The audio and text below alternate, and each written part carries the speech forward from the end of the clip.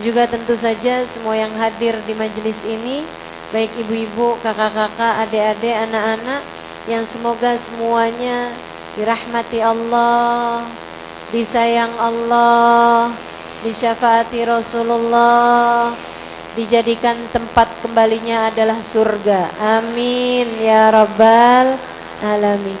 Hidup bahagia, mati husnul khotimah, di akhirat masuk surga. Itu cita-cita kita semuanya, gitu ya. Hidupnya bahagia, matinya husnul khotimah, di akhiratnya masuk tanpa hisab, amin.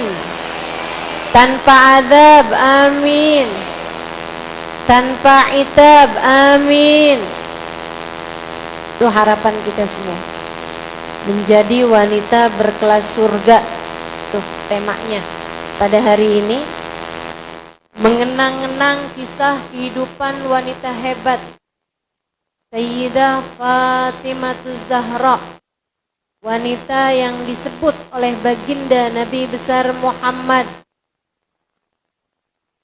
sebagai pemimpin wanita surga.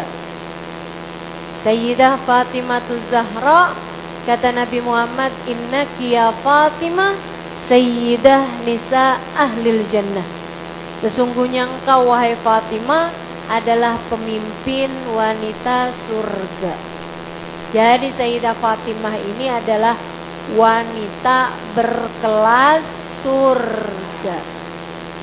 Kita kalau kepengen juga masuk surga, maka kita mesti ikutan sama jalan hidupnya Sayyidah Fatimah Zahra. Kayak apaan sih jalan hidupnya Sayyidah Fatimah? Bu, sebelum saya lanjutkan, Sayyidah Fatimah itu muda dan meninggal muda. Saat beliau meninggal dunia, usia beliau baru 29 tahun. Udah berlewat semua nih kan? Bahkan ada yang 29 kali 2. Bahkan ada yang 29 tahun itu usia anaknya. Sayyidah Fatimah meninggal dunia di usia segitu, Bu. Tapi predikat pemimpin surga telah beliau raih. Ini menunjukkan bahwa untuk menjadi perempuan berkelas surga enggak harus panjang umur. Belajar, Ibu, saya bilang belajar. Orang namanya belajar pasti ada salah-salahnya, Ibu ya. Ngertiin lagi, belajar lagi. Kayak anak belajar jalan tuh, pasti ada jatuh-jatuhnya, nggak apa-apa, terberdiri lagi, jalan lagi gitu. Tapi jangan berhenti belajar. Ini ada satu ibu-ibu tanya sama saya, ustazah, saya udah nikah 20 tahun tapi nggak ngerti gimana cara ngadepin suami saya. Gimana caranya ustazah? Nah, suami kamu nanyanya sama saya. Kalau kamu nanya gimana cara ustazah memperlakukan suami ustazah, nah saya tahu jawabannya. Tapi kamu memperlakukan suamimu, suami kamu senengnya apa, suami kamu gak senengnya apa, suami kamu senengnya kalau digimanain, gak mau kalau digimanain. Itu semuanya masing-masing rumah tangga tahu kalau mau belajar. Dan Bu, gak ada yang akan mempelajari tentang suamimu lebih baik daripada kamu sendiri sebagai seorang istri. Siapapun suamimu gak jadi soal. Sekarang tinggal kamu liatin aja, suami saya paling gak suka nih kalau saya gimana, suami saya paling gak demen kalau saya ngomong apa. Nah itu jangan diomongin, biarin aja ustazah, biar dia tahu rasa.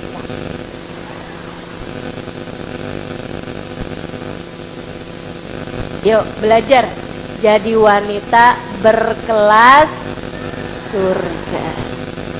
Saudaraku sekalian yang saya muliakan, begitu ngelihat Ali mukanya berubah, Sayyidah Fatimah kemudian bercandain, bercandain Sayyidina Ali tetap aja mukanya kelihatan nggak enak dilihat gitu, kayak berubah mukanya. Sayyidah Fatimah begitu ngelihat, wah kayaknya serius nih, ini kayaknya ucapan saya benar-benar menyinggung perasaan Ali nih. Sayyidah Fatimah nggak juga mikir, tenang aja, gua kan anaknya Nabi, Nabi kan pegang kunci surga, saya mau kayak gimana juga Nabi pasti akan menyelamatkan saya. Nggak gitu, Allah ahlinya aja yang tersinggungan. Nggak gitu juga. Sayyidah Fatimah kemudian dengan suara memelas meminta maaf kepada Sayyidina Ali. Maafkan saya Ali, saya nggak tahu kalau ucapan saya akan membuatmu sakit hati. Maaf ya Ali, maaf. Sayyidina Ali mukanya nggak cepet-cepet senyum, nggak cepet-cepet kayak biasanya gitu, sehingga Sayyidah Fatimah menangis. Saudariku sekalian, minta maaf kepada suaminya, maafkan aku Ali, maafkan aku Ali, maafkan aku. Dengan linangan air mata, banjir air matanya, maafkan aku Ali, tolong maafkan aku. Saudariku sekalian, sampai Sayyidina Ali kemudian bilang, iya saya sudah memaafkanmu wahai Fatimah. Kemudian Sayyidina Ali keluar dari rumah, pergi ke masjid Nabi Muhammad alaihissalam. Gak lama Nabi datang. Memang hubungan antara Sayyidah Fatimah dengan Nabi Muhammad, ayahandanya itu sangat erat. Orang tuh kalau cintanya besar, biasanya apa yang terjadi kepada yang dicinta kita berasa. Apalagi Nabi Muhammad tentu saja. Orang biasa kayak kita aja nih, kalau anak di pesantren lagi sakit, kita kayak nggak enak banget ya, betul Bu? Nih ibu-ibu yang pada punya anak di pesantren nih, kalau ada anak kita lagi sakit atau lagi ada kesulitan, kita berasa apa nggak berasa? Ini kayaknya perlu nanya sama anaknya dah. Kata anaknya, enggak tuh Ustazah, saya lagi kesulitan juga kagak ada transferan. Saudariku sekalian yang saya muliakan, Sayyidina Nabi sallallahu alaihi wasallam ketuk pintu rumah Sayyidah Fatimah. Sayyidah Fatimah membukakannya, Nabi kaget melihat matanya bengkak habis nangis. Matanya sembab dan masih ada bekas-bekas air mata di wajah Sayyidah Fatimah. Nabi masuk dalam rumah, kemudian diusapnya air mata Sayyidah Fatimah. Dicium sama Nabi Muhammad, dipeluk sama Nabi Muhammad, cium di antara dua keningnya sini nih, di tengah keningnya. Kemudian tanya, maaf Kaki ya binti, apa yang bikin kamu nangis nak? Sayyidah Fatimah kemudian cerita, iya tadi lagi ngobrol-ngobrol Mali, terus saya ada ngomong sesuatu ternyata menyinggung perasaan dia ya. Ali langsung berubah gitu mukanya. Saya ajakin bercanda dia nggak ketawa, saya ajakin ngobrol dia diem aja. Akhirnya saya minta maaf, saya akhirnya nangis-nangis minta maaf sama dia. Sesudah saya lama nangis-nangis sama dia kemudian bilang, iya Fatimah saya maafkan kamu, terus dia sekarang keluar ayahanda.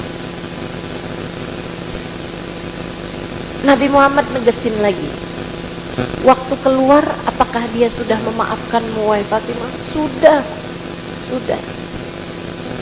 Dia bilang saya maafkan kamu Fatimah, kemudian dia keluar. Tubuh adab laki-laki jangan keluar dari rumah sebelum maafin istri, semarah apapun. Istri juga gitu, jangan keluar rumah dalam keadaan masih mengganjal, masih kayak yang seumur hidup nggak bakalan gue maafin. Itu jangan. Kenapa gitu? Kamu nggak pernah tahu apa yang akan terjadi di luar, kamu nggak akan paham gitu kan. Kalau sampai kamu dalam keadaan suamimu nggak ridho kepadamu, kamu masih sedang terjadi pertengkaran dalam rumah tangga, apalagi kalau kamu sampai bilang sama anaknya, liatin ya awas kamu membandel kayak begitu tuh, jangan pulang sekalian dari rumah, jangan pulang sekalian ke rumah. Misalnya gitu, anak marah kemudian keluar, kamu juga marah. Kalau ada apa-apa sama anakmu gimana coba? Pikirin yang benar, para ibu, pikirin apa-apa itu. Pikirkan dampaknya nanti buat akhirat anak-anakmu itu. Jangan semua-mua kamu ikut sama perasaan kamu sendiri. Jangan. Kita contoh keluarga Sayyidah Fatimah. Kita contoh bagaimana beliau memperlakukan suaminya, bagaimana beliau memperlakukan anak-anaknya. Nabi ketika diceritakan hal seperti itu, Nabi nggak ada nenangin anaknya. Tenang Fatimah, kamu kan anak saya, kunci surga tuh saya yang pegang nak, tenang aja. Nggak gitu. Fatimah jangan lupa nama saya ada di tiang-tiang arsy Allah. Saya akan dimuliakan Allah dan saya akan memuliakanmu Fatimah. Nggak gitu, Nabi nggak bilang gitu. Akan tetapi Nabi Muhammad mengatakan satu ucapan, para istri dengarkan dengan baik.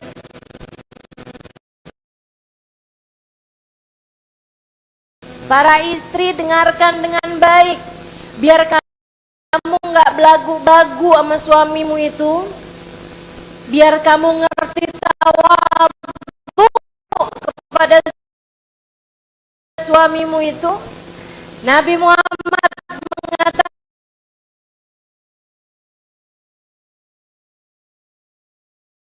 ya radha'an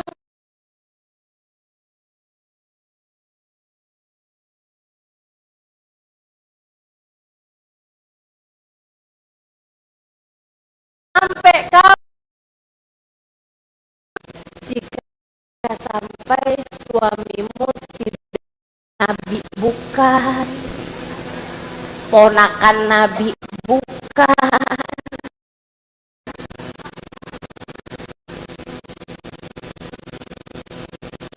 berani-beraninya sama suami. Enggak lah, mulai hari ini gak akan berani-berani. Bagaimanapun dia pegang kunci surga kita, telinga, tangan, kaki, perut, farjinya. Jagain perut bu, perutnya Sayyidah Fatimah tuh tipis banget, bukan karena diet, tapi karena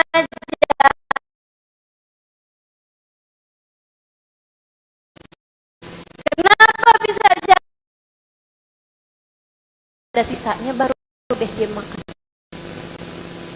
Karena itu, ibu-ibu sekalian, kalau kamu pernah dengar Nabi Muhammad mengganjal perutnya dengan batu karena menahan lapar, itu pun terjadi kepada putri beliau baginda Sayyidah Fatimahuz Zahra yang terkadang mengganjal perutnya dengan batu karena lapar. Pernah Nabi Muhammad masuk ke dalam rumah Sayyidah Fatimah. Sayyidah Fatimah mukanya terlampau pucat, badannya yang memang sudah kurus terlihat seperti posisi meringkuk sakit gitu. Jadi Nabi kemudian panik, kaget gitu melihat keadaannya Sayyidah Fatimah. Kemudian bertanya padanya, kenapa wahai putriku, adakah kamu sakit? Sayyidah Fatimah menjawab, enggak wahai Rasulullah, tidak wahai ayahanda, saya enggak sakit, saya hanya lapar. Perutnya sampai tipis, sampai nempel gitu. 3 hari 3 malam tidak masuk makanan apa-apa ke dalam perut putri Nabi besar Muhammad sallallahu alaihi wasallam. Nabi Muhammad dari enggak teganya ngeliat Sayyidah Fatimah sampai kayak orang sakit dari kelaparan. 3 hari 3 malam Bu, nggak makan apa-apa. Kalau ibu mau udah pingsan dari dulu dah. Kadang-kadang nih urusan sampai jam segini belum sarapan, udah geliangan.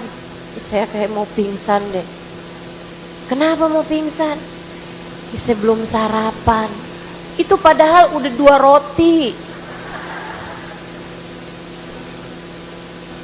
Katanya kalau belum nasi belum nendang. Begitu?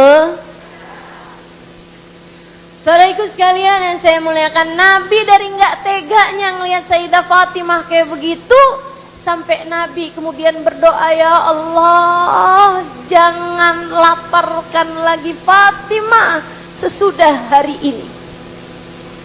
Kata Sayyidah Fatimah sesudahnya, beberapa waktu kemudiannya Sayyidah Fatimah bilang, sejak aku didoakan sama Nabi kayak begitu, saya nggak pernah lagi merasakan kelaparan yang sampai kayak gitu, walaupun saya tidak makan berhari-hari sekalipun. Masya Allah. Jadi doa Nabi bikin, ya Allah jangan laparkan lagi Fatimah sesudah hari ini. Nggak juga bikin Sayyidah Fatimah kehidupannya jadi gampang, enggak juga kemudian selalu ada makanan gitu, enggak. Emang dasar Sayyidah Fatimah sukaannya puasa, emang Sayyidah Fatimah sukaannya menahan lapar, tapi maksudnya enggak pernah lagi ngerasa kelaparan yang sampai bikin perut jadi merasa sakit atau sampai jadi susah mau ngapa-ngapain gitu. Itu Sayyidatuna Fatimah Zahra. Saudaraku sekalian yang saya muliakan, pandai menjaga anggota tubuhnya. Termasuk juga beliau sangat pandai menjaga auratnya. Dengerin nih, ibu-ibu yang kalau mau pergi ke warung suka lupa kerudung. Dengerin nih ibu-ibu yang kalau mau beli bakso di depan rumah kadang-kadang kerudungnya ketinggalan. Abisnya kalau pakai kerudungan dulu suka tukang baksonya udah keburu jalan, jadinya kerudungannya nggak tahu tuh kemana. Perempuan-perempuan yang suka gampang-gampangan bersentuhan kulit dengan laki-laki yang bukan mahram, ketemu sama Bu Lurah belum tentu salaman, sama Pak Lurah salaman. Ketemu sama Bu Guru belum tentu saliman, tapi pas ketemu sama Pak Guru sebelum pulang salaman dulu. Kadang-kadang turun dari Gojek salaman.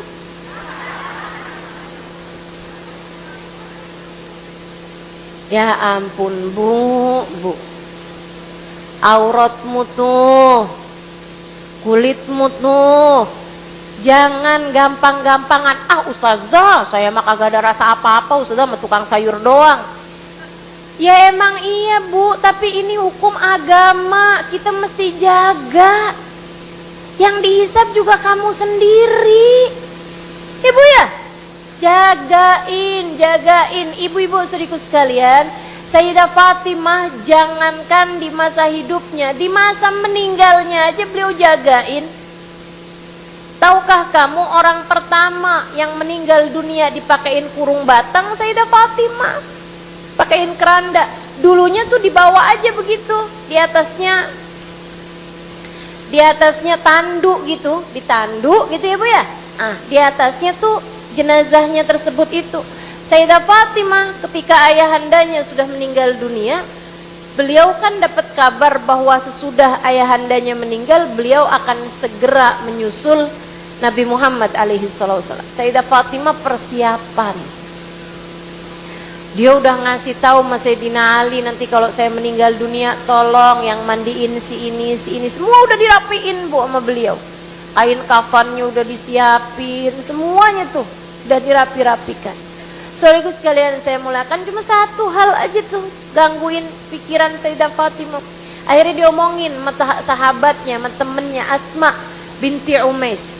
Orang tuh emang mesti banget punya temen yang solehah tuh, emang perlu banget. Kamu sebagai perempuan mesti punya teman-teman yang solehah buat bahan diskusi. Jadi Sayyidah Fatimah cerita, Asma, saya ini kan bentaran lagi mau meninggal ya. Kan Nabi ngomong kayak gitu tuh. Saya tuh kepikiran aja. Nanti kalau saya meninggal dunia nih kan, saya udah pesen-pesen sama keluarga saya, nggak boleh ada yang lihat jenazah saya, nggak ada yang boleh laki-laki siapapun ngelihat jenazah saya walaupun udah tutupan gitu. Tapi kan kalau dibawa nih jenazahnya nih kan, abisnya saya dikafanin, kan nggak mungkin yang bawa jenazah saya cuman keluarga dorang, pasti ada juga kan sahabat-sahabatnya Ali ikutan nganter, sahabat-sahabatnya Nabi Muhammad kan pada ikutan nganter jenazah dong. Saya nggak mau tuh, nanti kan kelihatan saya diikat di kain kafan, kan kain kafan nggak mungkin gombrong Bu, betul nggak? Pasti kan sesuai sama bentuk tubuh. Orang jadinya tahu Fatimah gemuk apa kurus, Fatimah tinggi apa pendek. Ya ampun, saya bayanginnya malu banget, dah malu banget. Gimana ya caranya biar saya ketutupan? Katanya Asma bintu Umes, waktu saya di Habasyah, pernah tinggal di Habasyah, hijrah barengan suaminya Ja'far bin Abi Thalib, saudaranya Sayyidina Ali. Saya pernah lihat tuh Fatimah, orang tuh taruhin kayu di atasnya tuh kayak dibikin gitu, melingkar gitu Fatimah setengah lingkaran. Oh bisa begitu, kamu masih ingat bentuknya? Ingat? Boleh nggak kamu ajarkan kepada suamimu? Nanti suami kamu bilangin sama suami saya biar nanti diomongin ke tukang kayu. Oh iya siap, boleh banget. Jadilah Sayyidah Fatimah udah siap kerandanya dari sebelum beliau meninggal dunia. Ketika meninggal dunia, beliau pun ditutupin kayu tersebut, kemudian baru ditutupin kain, sehingga orang gak ada yang lihat jenazahnya tinggi ataupun pendek, gemuk ataupun kurus. Sampai mati aja dipikirin, kepengen jaga diri, kepengen nutup aurat, kepengen tubuhnya tidak terlihat di hadapan laki-laki yang bukan mahram. Lah kamu bu kadang-kadang nih rambut kemana-mana, berjumpa dengan laki-laki yang bukan mahrammu, main salaman, main bercandaan, ketawa-ketawa ini itu segala macam. Enggak gitu caranya Dek, enggak gitu caranya. Jangan adekku sayang. Apalagi nih buat adek-adek nih, pada pacaran itu haram. Saya pacarannya syar'i kok Ustazah. Gimana tuh pacaran syar'i? Pacar saya Ustazah malah suka bangunin saya tahajud.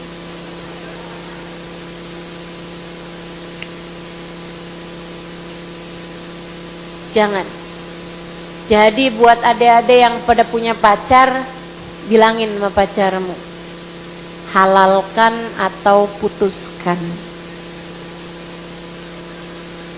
Udah gak usah pakai pacaran, gak usah. Orang tuh kalau pakai pacaran nanti setannya ngedeketin kepada perzinaan. Dan kalau udah sampai terjadi hal yang demikian, bagaimana mungkin rumah tanggamu yang kamu harapkan turun hujan rahmat diawali dengan kebersamaan dengan setan? Ayo dek, berumah tangga ini berat, betul ibu-ibu?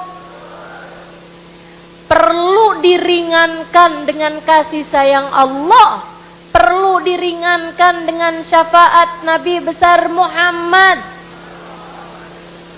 Bagaimana mungkin kamu berharap rahmatnya Allah, kamu berharap kasih sayang dari Nabi Muhammad, syafaat dari Nabi Muhammad, kalau diawalinya aja sama kebersamaan dengan setan? Setannya yang gak bakalan bisa gampang keluar begitu aja. Kata setan, saya turut mengundang kok. Dari sejak awal dia ngundang-undangin saya mulu. Sekarang rumah tangganya jadi bertiga deh, antara suami, istri, dan jadi berat, jadi tambah lebih berat jalaninnya. Dah, pengen biar jadi wanita-wanita yang berkelas surga, insya Allah jaga anggota tubuhmu, jaga auratmu, jaga lisan, mata, telinga, tangan, kaki, perut, farji dari apapun yang dilarang oleh Allah Subhanahu wa ta'ala, dan kerjakan taat. Jangan ada yang berani ninggal-ninggal ketaatan. Jangan ninggal sholat, Bu, Kak, Dek. Kamu kalau ninggal sholat, kamu ninggal Allah. Kalau kamu ninggal Allah, kamu bakal ditinggal sama Allah. Kalau kamu ditinggal sama Allah, kamu gak akan kuat jalanin hidup. Nanti hidupmu susah, hidupmu gak seneng, hidupmu gak bahagia, hidupmu akan menderita. Karena yang pegang nasib kita semua adalah Allah. Jangan berani-berani ninggal sholat, nanti ditinggal sama Allah. Akan tetapi kalau kamu jagain semua ketaatan, zikir-zikir kamu baca, solawat-solawat kamu baca, hidupmu jadi tertata, hidupmu jadi terbimbing, hidupmu jadi penuh dengan ketaatan-ketaatan. Seperti Sayyidah Fatimah Zahra, innaha sawwamah qawwamah. Beliau adalah ahli ibadah puasa di waktu siang, ahli qiyamul lail di waktu malam. Panjang tahajudnya, panjang ibadahnya, panjang doanya memohon kepada Allah Subhanahu wa taala Tuhannya. Itu yang menjadikan beliau sebagai innaki ya Fatimah sayyidah nisa ahlil jannah. Sungguhnya engkau Fatimah perempuan pemimpin wanita surga. Dan lebih daripada itu semua, Sayyidah Fatimah pandai menjaga pikirannya. Gak gampang-gampang suudzon ma orang. Sayyidah Fatimah menjaga pikirannya, mencintai akhirat lebih daripada cintanya terhadap dunia yang tidak seberapa ini. Sayyidah Fatimah paham bahwa hidup di dunia adalah sementara, yang kekal adalah hidup kelak di akhirat. Saudara sekalian yang saya muliakan, dan yang paling hebat dari Sayyidah Fatimah adalah menjaga hati. Sayyidah Fatimah, Bu, nggak pernah mau menyimpan kebencian terhadap siapapun. Sayyidah Fatimah, Bu, kalau malam habis selesai tahajud, angkat tangannya, beliau berdoa, didoainnya, disebut nama fulan, fulan, fulan, fulan, disebut nama orang-orang yang beliau kenali, minta kepada Allah, ya Allah, bahagiakan mereka ya Allah, kasih kepada mereka rezeki ya Allah yang halal, yang berkah ya Allah. Didoain nama orang-orang, disebut, ya Allah ampuni dosanya ya Allah, fulan, fulan, fulan, fulan. Sebut nama orang, banyak banget, sampai ratusan nama disebut sama Sayyidah Fatimah. Tidak ada satupun nama beliau sendiri. Tuh hati bisa segitu baiknya, Bu, hatinya bisa segitu baiknya. Mampukah kamu melakukan itu? Kalau doa Sayyidah Fatimah enggak jemput nama dirinya sendiri, didoain orang aja. Kita nih andai enggak bisa sampai kayak begitu, oke lah. Seenggaknya kalau doa jangan cuma doain diri sendiri. Ya Bu, doain juga orang lain. Ustazah saya doain kok. Doain siapa? Doain suami saya. Gimana doanya? Ya Allah banyakin rezeki suami saya, biar dia bisa banyak ngasih sama saya. Ya Allah, jadikanlah suami saya suami yang soleh, biar dia bisa berbuat baik sama saya. Ya Allah, lembutkanlah hati suami saya, biar dia nggak marah-marah mulu sama saya. Itu kamu nggak lagi doain suami sih, kamu lagi doain diri kamu sendiri. Ya Allah, jadikanlah anak-anak saya anak-anak yang soleh-solehah, biar mereka bisa selalu berbakti kepada saya. Kamu juga nggak lagi doain anak kamu, Bu. Kamu lagi doain diri kamu sendiri. Kamu lagi kepengen diri kamu dibaktiin sama anakmu. Kamu lagi kepengen diri kamu selalu suami kamu berbuat baik sama kamu. Sayyidah Fatimah nggak begitu. Nggak ngarep kebaikan dari orang, akan tetapi di tengah malam beliau mendoakan orang-orang yang beliau kenal agar rahmatnya Allah turun pada mereka, ampunan Allah turun kepada mereka. Kamu pernahkah kamu mendoakan tetanggamu? Pernahkah kamu mendoakan orang-orang yang pernah duduk semajelis sama kamu? Pernahkah kamu mendoakan saudara iparmu, ibu mertuamu? Pernahkah? Saudariku sekalian yang saya muliakan,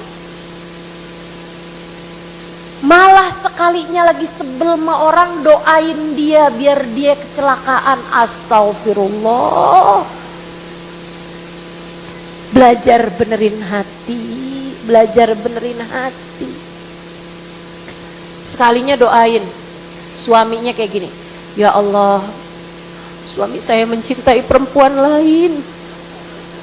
Ya Allah, kembalikan hati suamiku kepadaku, atau kalau tidak, ya Allah, kembalikanlah saja ia kepadamu. Doain suaminya cepat mati. Gak gitu, gak gitu. Yuk, belajar punya hati yang bagus. Belajar punya hati yang penuh cinta, penuh kasih. Jaga hatimu, jangan biarkan kebencian kepada siapapun mengotori ruang hatimu itu. Apalagi sampai iri, dengki sama orang lain. Masya Allah, tetangga bangun rumah, naikin rumah, kamu naik darah. Jangan begitu, Bu. Udahlah, apa yang Allah kasih kepada orang lain, itu adalah jatah rezeki yang Allah bagi kepada orang lain. Kamu pun juga ada rezekimu. Kalau kamu kepengen rezekimu lebih, ya kamu minta sama Allah Subhanahu wa taala, bukan dengan iri dengki sama orang lain. Enggak gitu kan. Dah belajar insyaallah, mudah-mudahan biar hati selalu bersih, biar hati selalu penuh cinta. Kita jaga hati-hati kita, mencintai Allah lebih daripada kita mencintai apapun dan siapapun. Berharap bahagia di negeri akhirat insyaallah. Hidup mah cuman begini-begini aja. Yang sabar-sabar jalanin kehidupan, biar nanti di akhirat semoga Allah karuniakan kepada kita kebahagiaan dan kesenangan. Dan minta kepada Allah Subhanahu wa taala, semoga di bulan Rajab yang semacam ini Allah ampuni segenap dosa-dosa kita, Allah tutupi segenap aib-aib kita, Allah jaga kita di sisa kehidupan kita hingga tidak terus-terusan mengerjakan perbuatan-perbuatan dosa. Allah jaga hidup kita insya Allah. Mudah-mudahan semakin hari semakin salehah, semakin hari semakin terjaga, semakin hari semakin dekat dengan surga, semakin hari semakin dekat dengan husnul khatimah. Allah ridha pada kita, Nabi Muhammad ridha pada kita, orang tua kita ridha pada kita, suami kita ridha pada kita, anak-anak kita cinta kepada kita, sayang pada kita. Dan mudah-mudahan kita semuanya senantiasa dalam keridhaan Allah Subhanahu wa taala. Ala hadhihi niyah wa bikulli niyatin salihah jami'ah syamilah ila hadratin Nabi Muhammad sallallahu alaihi wa ala alihi wa sahbihi wasallam. Al-Fatihah. A'udzubillah. Ar-Rahmanir Rahim, Maliki Yaumiddin, Iyyaka na'budu wa iyyaka nasta'in. Ihdinas siratal mustaqim, siratal ladzina an'amta 'alaihim ghairil maghdubi 'alaihim waladdallin. Amin.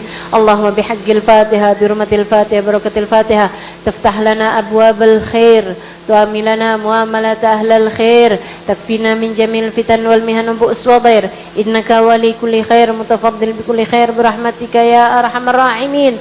Allahumma inna nas'aluka ziyadatan fid din, barakatan fil umur, wa sihhatan fil jasad, wa sa'atan fil rizqi, wa taubatan qabla al maut, wa shahadatan 'inda al maut, wa maghfiratan ba'da al maut, wa afwan 'inda al hisab, wa amanan min al 'adab, wa nasiban min al jannah, warzuqna an-nadhar ila wajhikal karim ya hayyu ya qayyum bi rahmatika astaghith, wa min adzabika nastajir. Aslih lana sya'nana kullahu